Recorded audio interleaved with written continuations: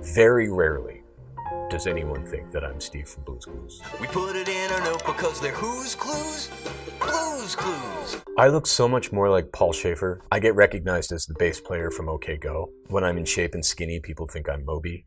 Everyone always asks why I left Blue's Clues. I was just getting older, you know? I mean, I was losing my hair. It was just time, you know? Sometimes it's funny. It's usually not. Like, I remember when it first happened, my mom called me crying. To be rumored dead for 15 years starts to feel disturbingly like a cultural preference. Like, what did I do? Why do people prefer that I am not alive? The worst one was that I died in a Dodge Charger. That one got me because, I mean, dude, I would never drive a Charger. You know what to do.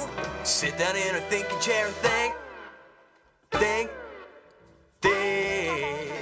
The chair sits in my study. I love it.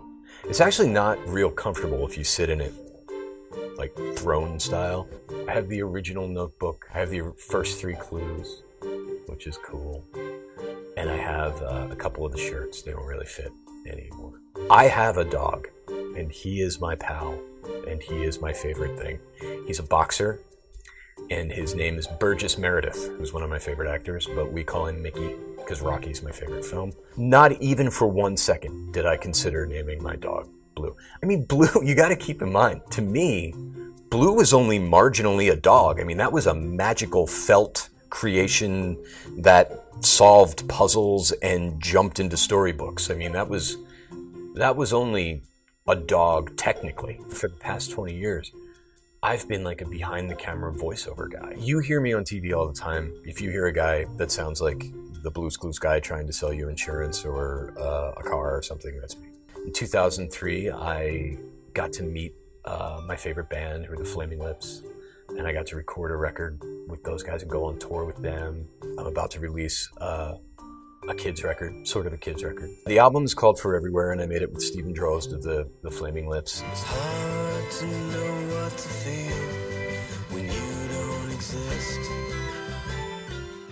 We tried to include all these other really expressive ideas in the record to the best we could, that weren't just yay and oh.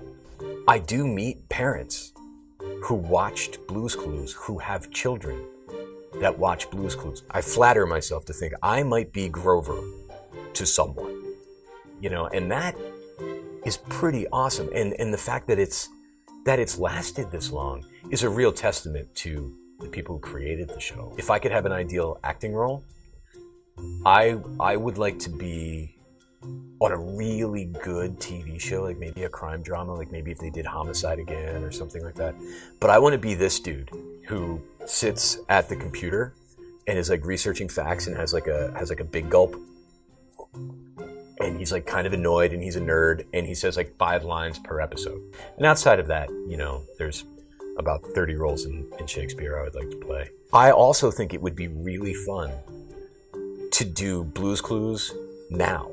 Here's my pitch, right? Steve graduates from college and he's got the world's worst detective agency, right? He's like Columbo. And he's still asking the home viewer for help to solve these wacky crimes.